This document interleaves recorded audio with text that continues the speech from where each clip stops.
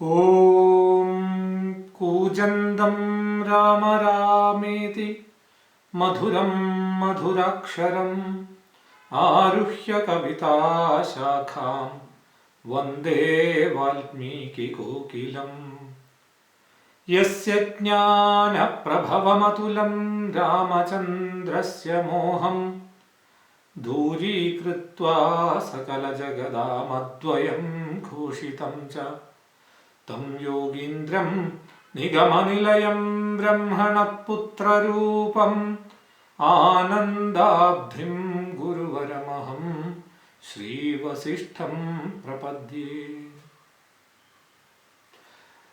Namaste and welcome to the Online Yoga Vasishta colloquium. This is brought to you by Tadvanam Ashramam, Kalladikkode, Palakkad, as part of its Mahashivarathri celebrations, which is going to happen on March 8th, 2024. Not just this, there are varied activities that are going to happen on March 8th at the Tadvanam Ashramam. So I request all of you to be present in person at the Tadvanam Ashramam, which is on the hilltop of Kalladikkode mountains. It's a serene place and we would be having a whole night of joy and learning on the Mahashivarathri day with various cultural activities, Vaidika homas and Shuddha Bhasma preparations. There is Satyakama Vaidika award ceremony which will happen on the same day.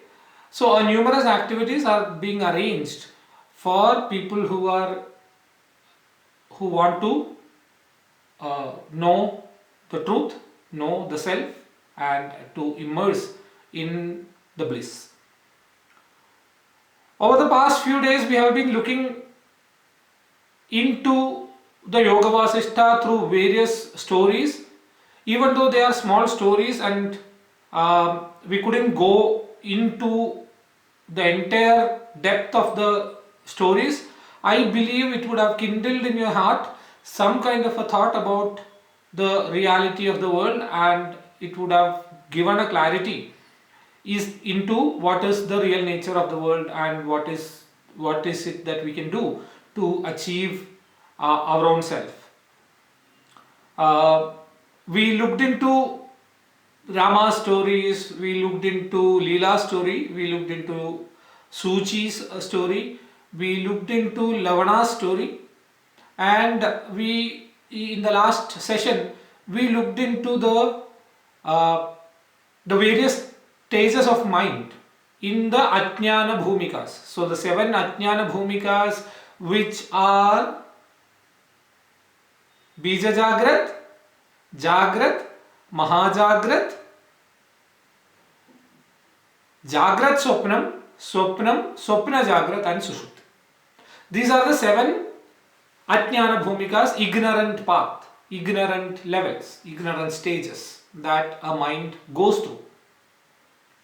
And I had told that we will look into the 7 Jnana Bhumikas, the knowledge levels, the knowledge path, which the mind takes in this session. So we'll get started with that. So once the mind comes down from the Ajnana Bhumikas, then it ascends into the Jnana level. In the Jnana side also there are 7 levels, and Vasishta clearly says these are 7 levels at a high level. There are numerous intermediary levels which I cannot tell. Those are hundreds of thousands in number, so it won't be possible for me to tell and name all of them. But do understand that these are not, again as I told, not jumping from one tree to another. It is a step by step process, very slow, very you have to ascend it in a slow fashion from one level to another. You may fall down to the previous level. It is all part of this game. It is not always a one-way traffic. It is always not a route that does not oscillate. Your mind oscillates. So it does come back to another level, then you will have to start from again there, but you have known what the other level looks like and you can easily grab it. We have to always understand that these minute things are to be read between the verses. Now the 7 Jnana Bhumikas or the levels of knowledge are Shubhecha, Vicharana, Tanumanasa, Sattvapatti, Asamsakti, Padartha Bhavani and Tulyaga. And at the end, Tulyaga, which is the Mukti. I'll repeat. Shubhecha, Vicharana, Tanumanasa, Sattvapatti, Asamsakti, Padartha Bhavani and Tulyaga. After Tulyaga, it's Mukti, where the mind is not. Okay. So, Shubhecha is the first level of getting into the realm of knowledge from the realm of ignorance. And during Shubhecha, how it begins is by getting the thought of inquiring beyond what is seen. It could be because of you're bored with the nature, you're bored with the worldly activities, with the mundane activities, with the relationships, with the wealth, with the health. There are a lot of things that makes your mind bored. And when the mind gets bored, mind wants to go beyond what is already there. This is one of the major reason for people to seek beyond the regular things. Another reason is the death of somebody. It provokes the thought of the how this world is and the temporary nature of the world and relationships. There could be yet another group of people who get failures, and because they are not able to handle that failure, they try to seek beyond. But most of the time that's not fruitful. They wouldn't go beyond that because they do not have the courage. But they do come to this path. There are similarly a number of scenarios in which people will seek the truth. This is called Shubhecha, Shubha Ichha. The interest for the good, for the better, for the desire for the better. That's actually the word Shubhecha means. This is the beginning where people start seeking the truth. They start to realize that the world is unreal. There is something not correct about this world. It doesn't make sense to me. Like how Rama initially tells. Rama had already reached a certain stage, but then through Rama's words we would be able to see how this Shubhecha works. People would realize that this is temporary. People would start thinking about what lies beneath. They would seek the permanent, unchanging truth which underlies all these changing phenomena of world. This is Shubhecha. At this stage, people start seeking the truth. The next level is Vicharana. So once you start seeking the truth, you will have to do the Vichara, Abhyasa of Vichara, which is thinking. It not necessarily be the Advaitic way of thinking. It can be any specific path. It can be independent thinking, But you need to think beyond what is seen. You need to think for yourself what all this means. This level is called vicharana. And if you are going by the right path in the thought, then you would reach the next level. Otherwise it might not be possible, because your thought itself will generate new thoughts. But if you are going by the principles of the Jnana Marga, Vichara Marga, then the next level appears. So Vicharana is a significant step, but to go beyond that, you have to do the Vichara in the right format, with the right context, with the right help, with the right people around you. So Vicharana will lead to Tanu Manasa. Tanu means one which is lean, and Manasa means mind. So Tanu Manasa means the mind becomes leaner. Your sankalpas of the world reduces, because the more you think, the more it becomes clear to you that this world is unreal. The more you start thinking about what is the real nature of me, is it this body, and you start analyzing it. Was I present before this body? Okay, I don't know. What happens when I sleep? Do I realize that I have a body? No. But then do I exist? Yes. Can this body be changing? I mean, is this body changing? Yes. Can the truth be changing? No. So can this body be the truth? No. Then who am I?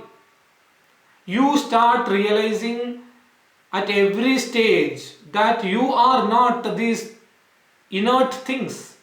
You are much beyond that. You might not realize what it is, but that's okay.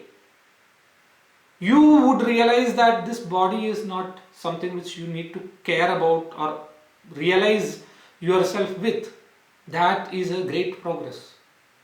You would understand that this body is made up of these Panchabhutas or the 5 elements, and it will go back to the soil. There is nothing to be proud about it, nothing to be worried about it. And at this stage of Tanumanasa, the mind becomes leaner, the thoughts become leaner. Your thought about the world, your thought about desires, your thought about any external objects will become leaner and leaner, and your thought will be focused only on the vicharan, the thought about the self. So the external thoughts, the outwardly thoughts will reduce, and the inwardly thought will increase. You would gain ekagrata, concentration, and this is the time when you will realize that you have a lot of potential within you, because you are looking, you are starting to look inside. At this time you would discover your potentials. Now once the thoughts are less, then you would reach a stage where your raga and dvesha, the desire and the disgust, both will go away or reduce. Your mind will attain a samasthiti, or a balanced state. At this stage, you wouldn't have a strong desire to achieve, strong desire to renounce, strong desire to have, not to have. All your desires which are driven by the vasanas, right? Your likes and dislikes are driven by the vasanas. So the vasanas will have lesser control on you, and your desires and your disgust, both alike, the likes and dislikes, will start reducing. This stage is called the Sattvapati. At this stage, the Raga and Dvesha does not have a hold on you. it will reduce, it will come down, because you are not thinking anything about outside. Tanumanasa, your mind has reduced. So naturally it is obvious that you would reach Sattvapati after maintaining or holding on in the Tanumanasa state. Once the mind, the thought reduces, then your likes and dislikes are thoughts, right? So that also reduces, and you would reach a stage where, which is called Sattvapati, where your mind has not much control about, or the likes and dislikes have not much control on you. This will lead you to gain more, feel more pleasant. You would start feeling the joy because nothing is bothering you. The problem is that the raga and dvesha are the key reasons for us to feel unhappy. I want something and I don't have. That is unhappiness. I don't want something and I have. That is also reason for unhappiness. These two are the major reasons. If you analyze, say for example, you have a pain in the eye, which you do not want, but you have it, and that causes you unhappiness.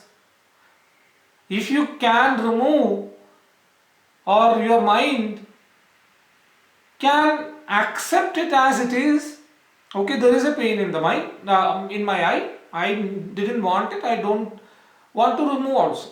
I'm neither, it came because of its action, because this is body, naturally it will have some ailments. If I take a body, I am bound to experience all the good and bad that is happening. It doesn't affect me. If you are the major reason for the unhappiness is your dislike for what you do not want you to be in. Your doctor prescribes you to have a medicine which is very bitter. You do not like bitter, that is the reason for you to feel unhappy after drinking it. You want a brand new Mercedes Benz and you don't have money.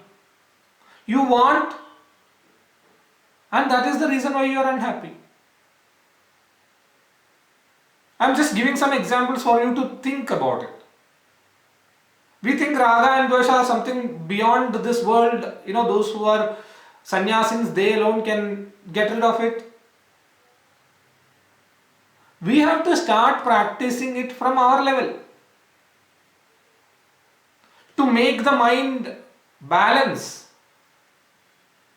Think of this situation when nothing external bothers you. Isn't that wonderful? Your boss scolding or he giving an award, both are seen equally. You just keep doing your work. You failing in the exam even after studying so hard, or you passing with a full mark.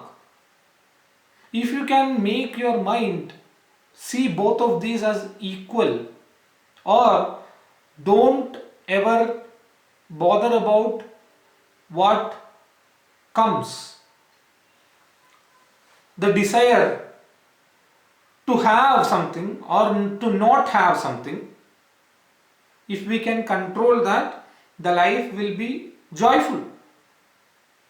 And this is the next level in which you will go. Asamsakti, the detachment. Here again Vasishta says the same thing. You would not have attachment to the karma bhala, your result of your actions. You would continuously enjoy the natural joy because you are not bothered about the result of your action. The action is done because it has to be done. The result can come, it can be positive, it can be negative. It doesn't matter to me. I have no desire for it to be positive or negative. I have done my 100% into that work. Whether that turns out to be good or bad, it's not my problem. I am recording this video. It will be published in YouTube. If I am bothered about how many people will watch, how many likes, how many comments it will get, I wouldn't be able to enjoy this.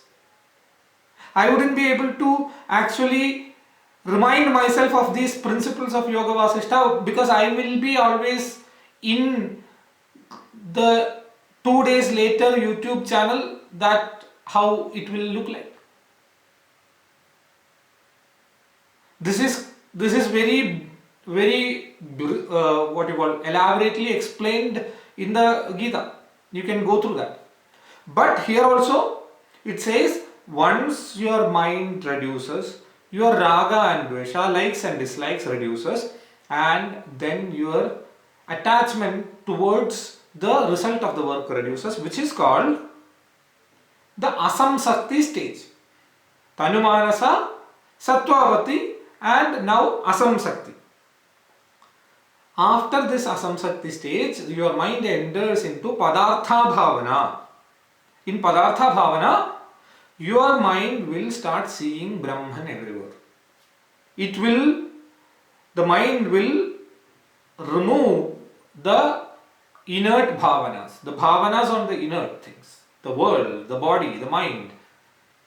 All these bhavanas will drop away, and ultimately you will have the realization that this world is nothing but the reality, or my own consciousness extended, reflected, projected.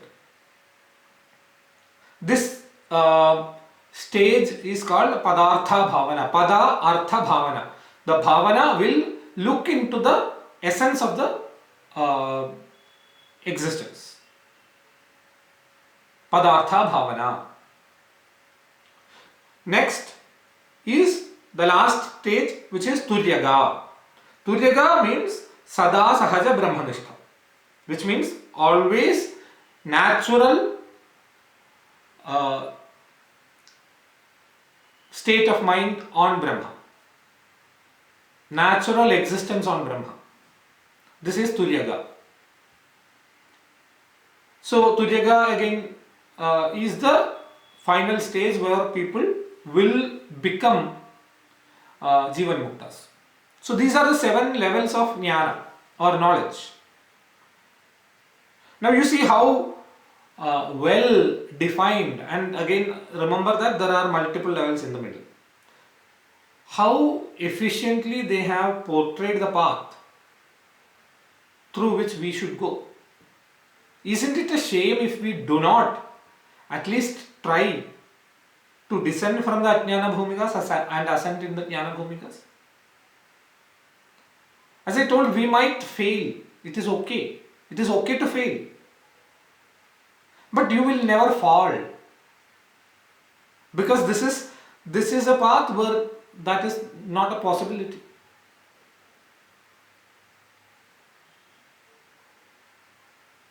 So please ensure that these 7 Jnana Bhumikas, Ajnana Bhumikas are taught, and you try to understand which level you are in. Which Ajnana Bhumika or Jnana Bhumika you are in. That will help you to define the path forward and try to attain the next level in which you need to go. In the 7th level, which is the ultimate, there is no sukha dukkha, the pain and pleasure. The person can work, may not work. He has completely controlled his indriyas, and this is the completion of ultimate happiness, joy, bliss, and peace. A person sits on himself in his own stature and in his own bodha, and he would not move. He would be achalam. He would not be moving. He would not be wavering. He would be constantly sitting on Brahman. That is called Atmanistha. And it will be sahaja because it is natural. So please rethink about this. We will try to see the remaining sections of Yoga Vasishta. So we will move on. And Rama said that, okay, I understood these, but my mind is still on Lavana. Lavana, I understood what led to the magician coming. What happened after that? How did Lavana came out of fear, and he explained it, but then I didn't know what exactly happened after that. You told the prior story, the prequel. What is the sequel? And Vasishta says, okay, I'll tell you what happened to Lavana after that. So after coming out of this dream of being Chandala and those things, he actually goes on a travel. He travels through the same path that he went in his dream for the Mrigaya or for the hunting. He travels through the same path, he sees the same areas around, and he enters the same forest. He sees everything as he saw in his dream. So now understand that the dream is over, he came back to normal state, the waking state, and he explained the story, and then he purposefully goes to see this. This is where he sees the entire thing as he saw in the dream. Now he goes to the first forest, he crosses it. The second forest, he walks down the way where he and his wife walked hand in hand, and to that house of the Chandala he reaches.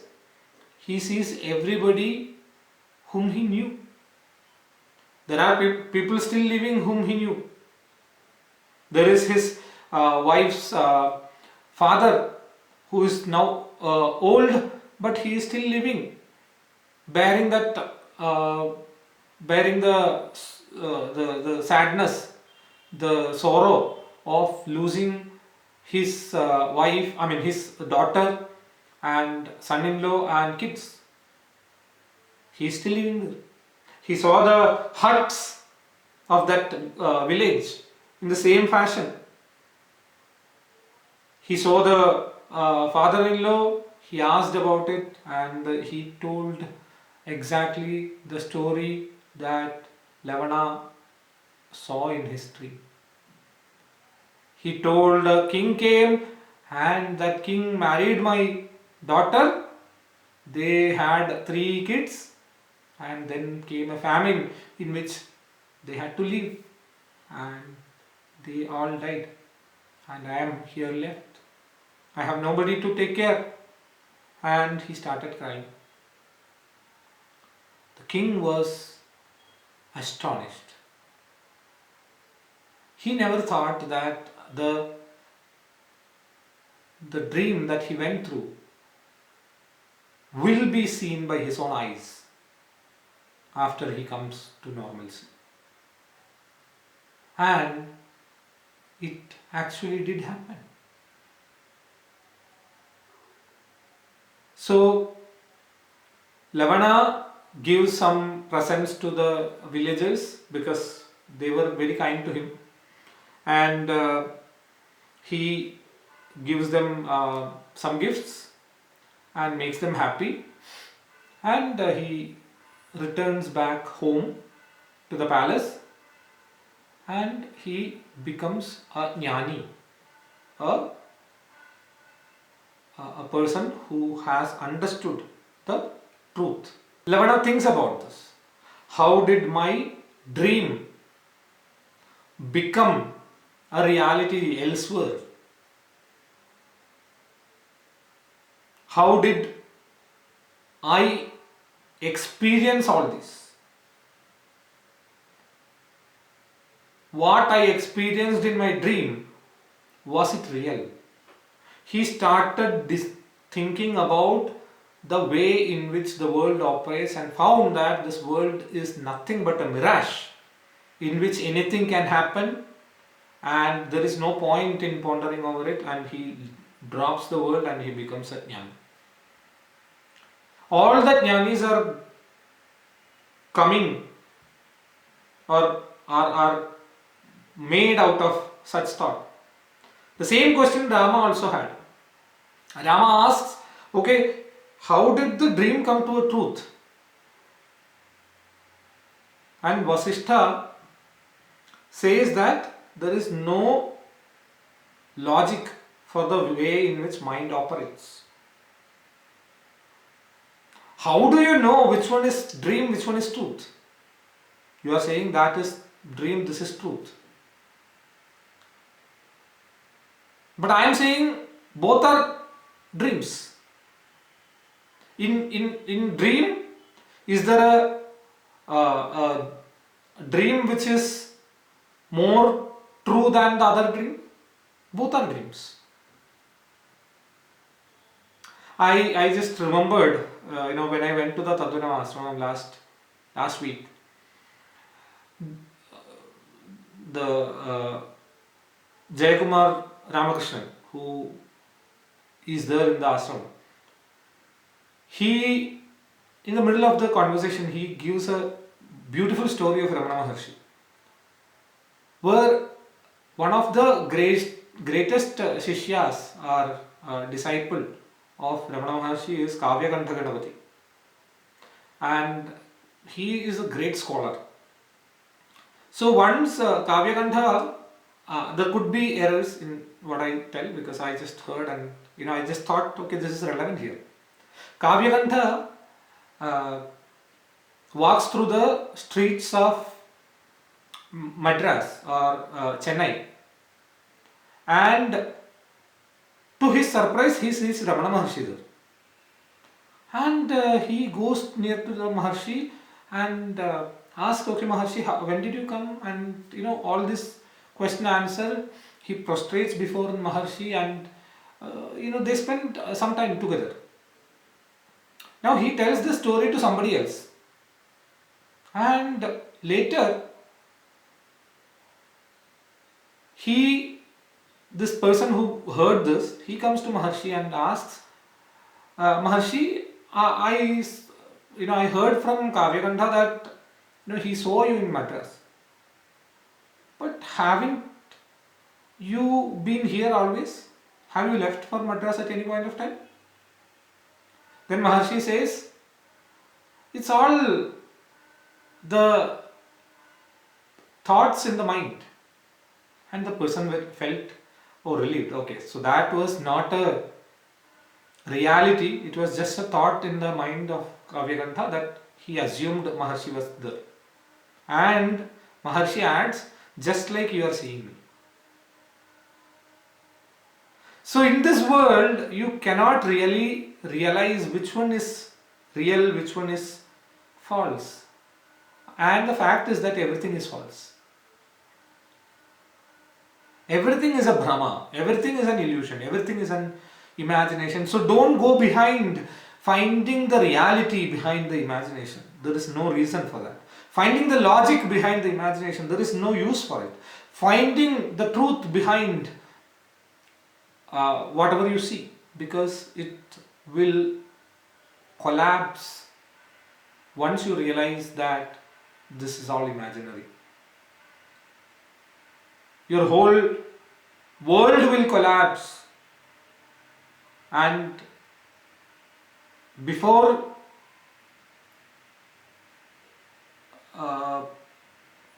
soon you would be able to understand that there is nothing else other than the self which pervades the world. So this is how the world is, Rama says Vasishta. There is no logic for the way in which mind works. The Brahmas, the illusions, they mix up. It is not that one illusion happens and then next illusion happens. No. They mix up, and how they mix up, I can't tell. Can you define which will be the next dream? Or where it will happen? How it will happen? No. Mind has all this inside it. It projects as and when it comes out the way it wants. There is no logic for this. But what you should be doing is to focus on the state in which the mind flashes when it moves from one Drishya Sankalpa to another. So there is a gap between one Sankalpa and another. You really have to focus multifold to identify this. There is actually a void in between one thought and another. If you can catch that void and expand it to fill your mind, then you already are there. That void is the Sankalpa Rahita Avastha. That void is the time when you have no thought and you want to make it a thoughtless mind. That is the thing that you need to capture. So this is another way in which Vasishta explains how to achieve this. Okay, so you need to understand which one is easier for you, which one will work for you. You can adopt that. So catch that one moment, a part of a moment where there is a thoughtlessness in your mind. Grab it, concentrate on it, at least acknowledge it. Right now we do not acknowledge it. We are in a constant flow of thoughts and we do not care about it, we do not observe it, we just go along with it. Rather, stand back, start observing the thought, and after one thought, between the second thought, what comes in the middle, observe, focus on that. There you would see a flash of the truth and expand it. This is another way of how you can achieve to attain this state of mind. So now with this, the Lavana, Upakhyana and all the Bhumikas, everything ends. Now Vasishta gives a lot of anecdotes in the middle, a lot of stories. Some of them are short, some of them are long. So we wouldn't have time to go through each of them. I'm picking and choosing some of the important, interesting stories. One of the other story which I would narrate in the upcoming episodes would be the story of Janaka. The Janaka has appeared in the story earlier when Shuka approaches him. So how Janaka became a person of knowledge, it's a very short story, but the principle, the ideas that are explained in that are profound. So I would cover that. So this conversation between Vasishta and Rama is continuing, and Vasishta clearly states to Rama that there is no point in going behind how the Maya came, how this illusion came, how this Brahma came, where from it came. Think how I can remove it. What can be done to avoid it? How can I regain my natural state? This is the thought that a wise person should do. And he says the world is like the drawings on a rock. The drawings on a rock does not change the rock. To a person who is fond of pictures, he might be able to picturize and see, but for the others, it will be just a rock. In a similar fashion, the world is drawn in this Chidakasha, in this Sankalpa, Manas Sankalpa. Hence, it doesn't become real. How do you do this? You have to do the vichara. You have to keep thinking about the real and unreal. And you have to affirm it by looking into the text, the sacred text, the shastras, the sciences, and in discussion with your guru or sajjanas or the pious people.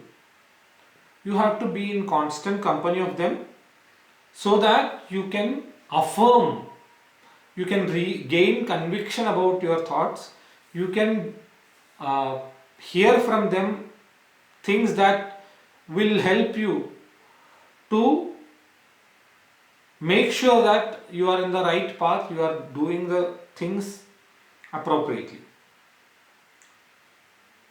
What the Yoga Vasishta says is not to renounce the world, but to understand the nature of the world and experience it. You experience the world by understanding that this is nothing, this is an illusion. That is enough. Because renouncing the world, as I told earlier, it does not end. One will not get the result by outwardly renouncing the world. What lies is the mind. And if you can renounce it in the mind and still hold on to the world, that is the ideal situation which Rama does. We will see that Rama does that throughout his life without getting attached, but following the worldly way of life. And people have to beat the mind. They have to become the master of the mind. They should not be the slaves of the mind. And once you do that, you may think that this will steal away the whole wealth and possession and the family, because this is you are understanding it is nothing and you are renouncing it mentally. But what happens on the contrary is that a person who is established in the self, he gets whatever he wants. So in this particular Yoga Vasishta, in this particular prakarana, there is a words that gives this assurance. Parisphurati yasyandar nityam satya chamatkriti brahmandam ivaghandam logesha palayanditam. One in whose mind the truth is glowing, him, the whole world, the Logesha, the rulers of the world, the Devas who maintain the world, they take care of him. Because it is for the benefit of the humanity that he should be preserved, he should be unharmed, he should be kept. So they will take care. Bhagavan says, Yoga Kshemam Vahamyaham. The same statement is written here. So this is the most carefree path that you can take. You have nothing to be afraid of. Not even physical needs is what I am saying. It will be taken care. This assurance is given again by Yoga Vasishta at various places, and we have to believe that that is the truth and dare to go that path and experience it ourselves. Then Rama asks, okay, you told about ahankara. How is this ahankara appearing? What is the nature of it? So Vasishta says, okay, ahankaras are of three kinds. Two of them are good. Third one is bad. The first ahankara is everything is me. That is an ahankara. Aham. Whatever you see is aham. Whatever you look around is aham. I. That is good. The second ahankara is inside you and it is different from everything else. It is very subtle, very microscopic, and it is not any of these. This is also an ahankara. My bodha, my consciousness is not this, not this, not this. It is inside me somewhere, but it is not even me. It is different from all this. Whatever seen, known, jadas, it is different from that, and it is the Chaitanya. It is the bodha. It is subtle, microscopic. That is me. This ahankara is also good. Both are almost the same. The third ahankara is me and mine. I am so and so, I am this, I am that, I am white, I am black, I am Indian, I am American. Everything is ahankara, and this is the bad ahankara. So if one has to get rid of this bad ahankara, either of the two good ahankaras have to be absorbed, taken up. And later you will be able to renounce them also. So ahankara is never the good ahankara, even though that is good, you still have to renounce it. The state where there is no aham, that alone is the real state. At that stage where even the slightest ahankara is not present, that alone can describe the Brahman. That is why it is said that Brahman is not something that can be described. It is Mauna Swarupa, or the essence of silence. So Vasishta says these are the ways in which you would go through when you want to get into the realm of self-realization. And majority of the folks want moksha, desire for it. Again, that is a desire. Any desire, even for the mukti, is a desire. So the mukti lies beneath your desire for mukti. Your actions should not be oriented towards the mukti. It should be oriented towards the knowledge. The knowledge gives liberation. Sa vidya ya vimochayet. So the knowledge is the real, to know the self should be the aim, not the mukti. If you desire for mukti, then you are not going to get it until you renounce that desire as well. This whole world is, the Vasishta says, is created and maintained by the Rajogunis and Tamogunis. the people with the Rajas and Tamas, they are the people who want more, who want to build, who want to expand, who want to gain, who want to the wants. They are the people who keep getting birth after birth.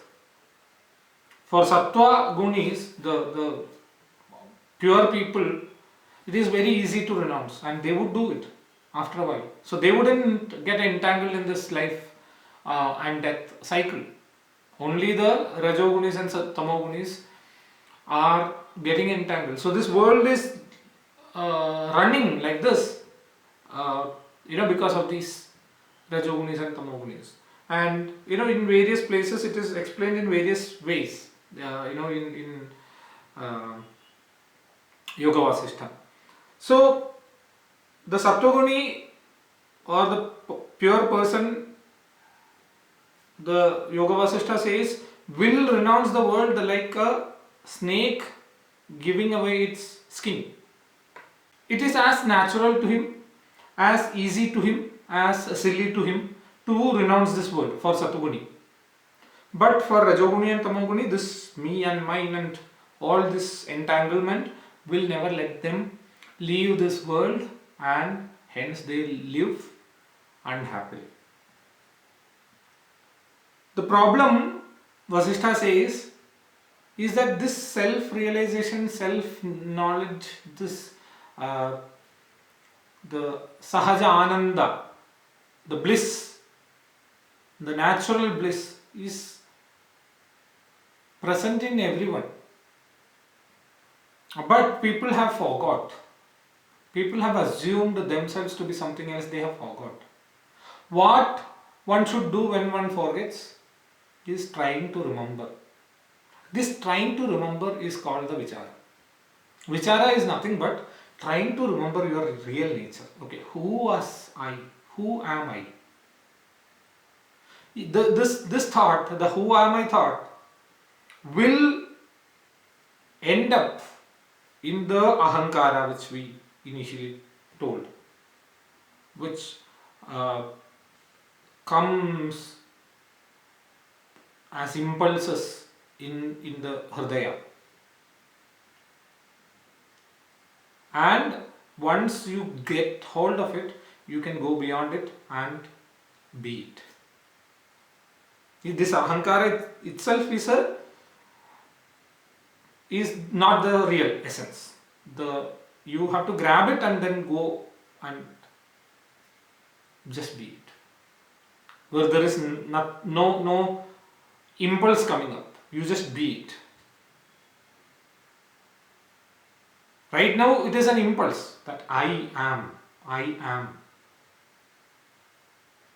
After that there is no impulse. Once you reach there, you just get dissolved into it. Like Sri Ramakrishna says, like the salt dole goes into the sea to discover the depth of the sea, and there is nobody else to come back and tell you.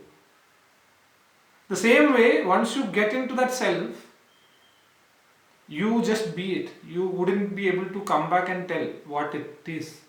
Only the great people can come back and tell, and they have told what they can. But they are also pointers. They are not the real nature. The sweetness of say ghee,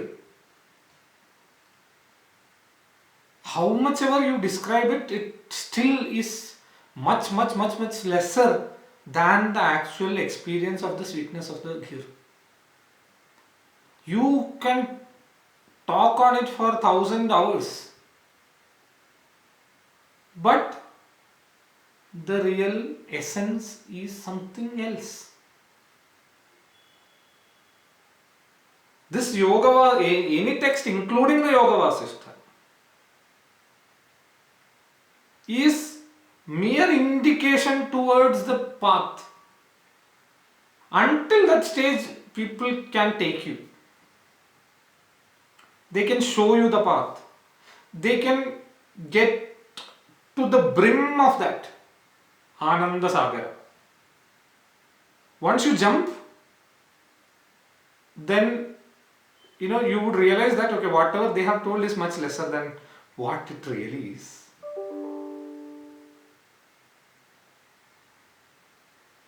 So the path of vichara is to remember yourself.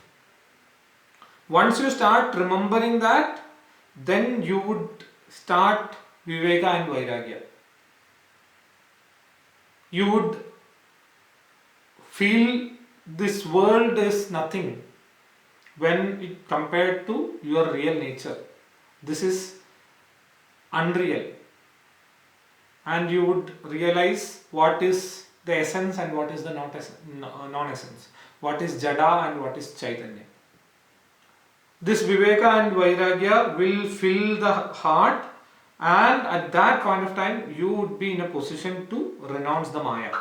Earlier we discussed about how to get rid of maya instead of thinking about where from the maya came. At this stage, your mind is ready to renounce the maya. At this stage, when you start seeing Brahman in everywhere, then you can renounce the maya. At that stage, you will negate the world or accept the world as Brahman. You may work, you may not. You may live in the body or you may leave the body. That is the ultimate aim that Yoga Vasishta puts forth. That is the challenge that Yoga Vasishta puts forth for us. So we started by the story of Janaka, and all these advices are coming in the middle. So Janaka was the king of Videha. We saw, I don't know whether this is the same Janaka or not, because everything is illusory, anything is possible. So in the story there is a Janaka and he was the king of Videha. Now once he was walking in a very beautiful garden.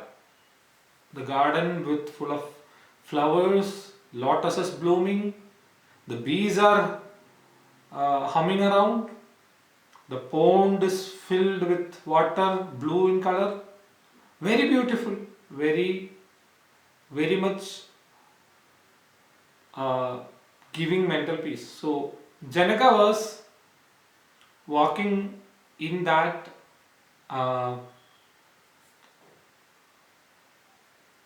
garden, that he hears a song, the song of Siddhas, and these songs are real gems, I would say.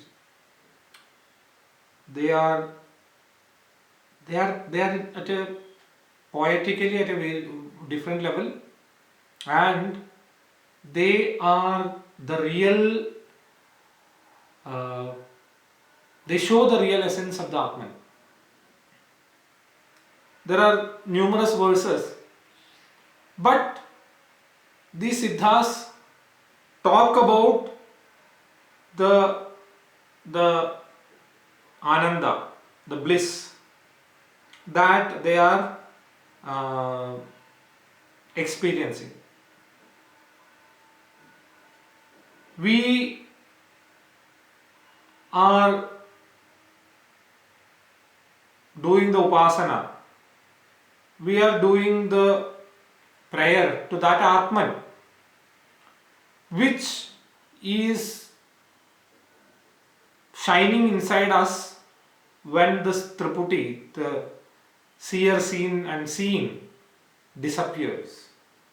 We are worshipping that Atman, which is neither present nor not present, absent, and which makes the present to be perceived as present.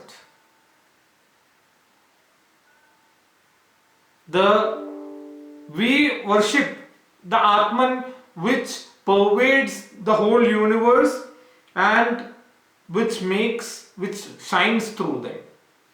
Likewise, numerous beautiful verses. The Atman is the only thing that remains when you negate the Tripudi, the seer, seen, and the act of seeing.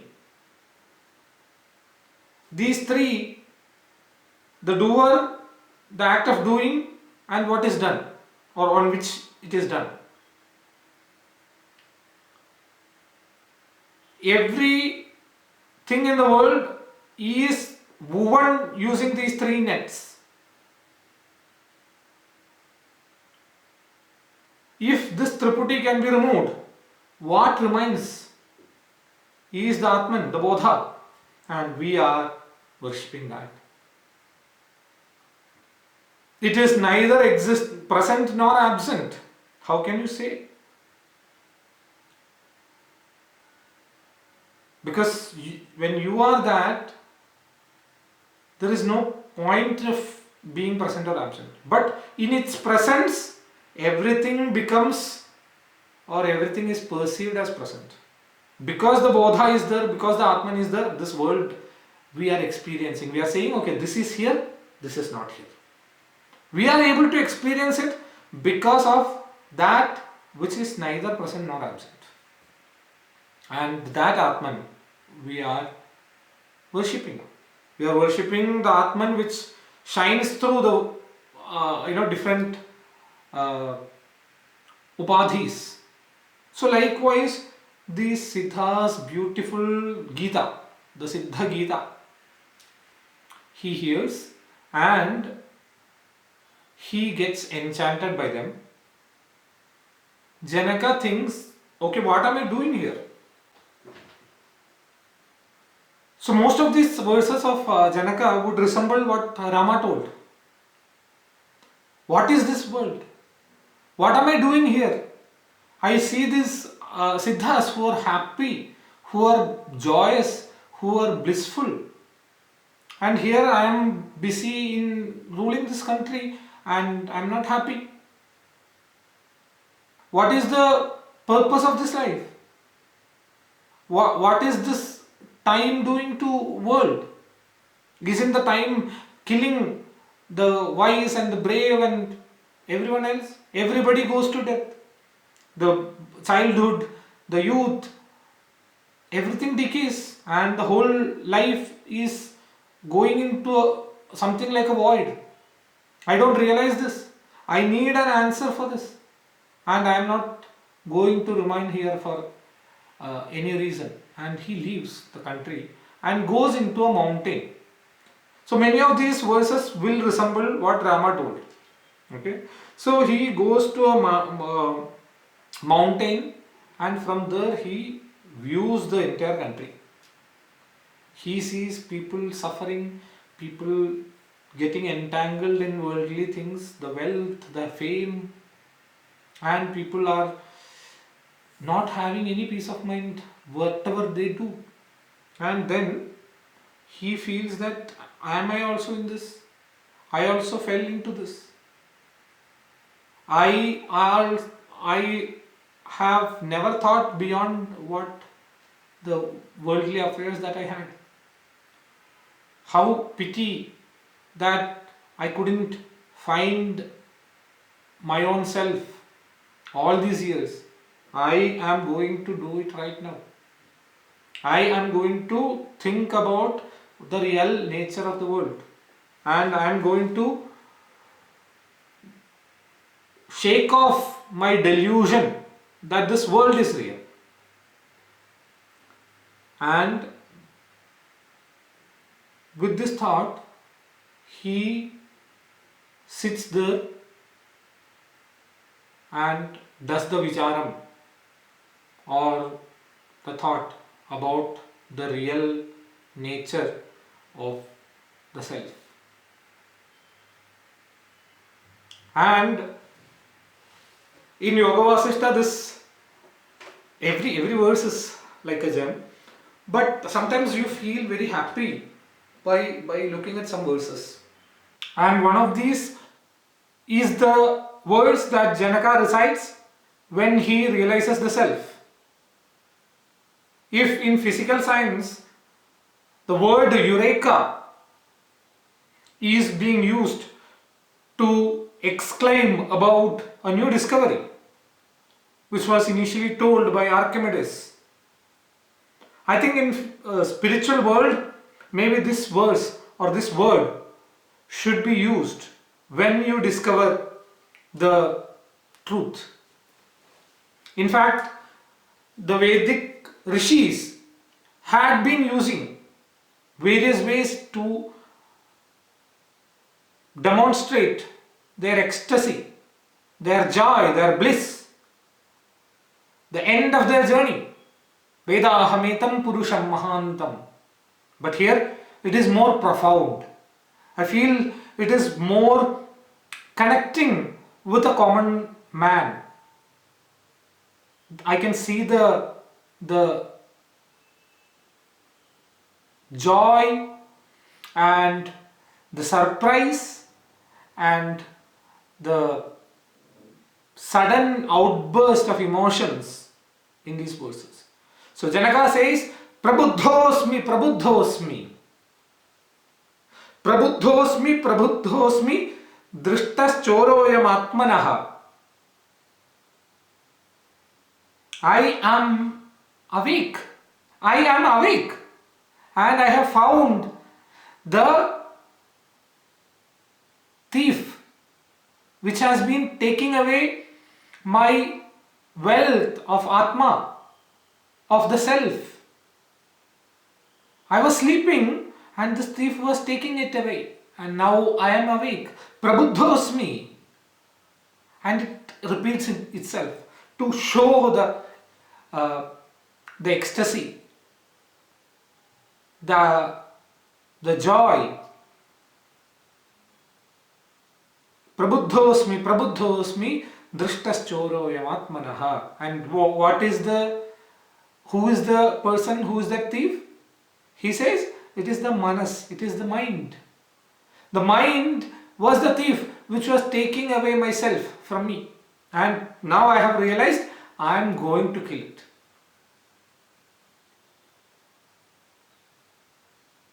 So, like this, Janaka understands the true self. He becomes calm, quiet, still. He realizes that he has nothing to gain, nothing to lose. He realizes that the world is a illusion.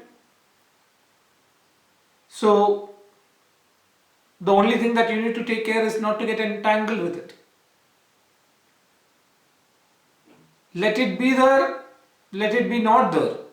You are complete on your own.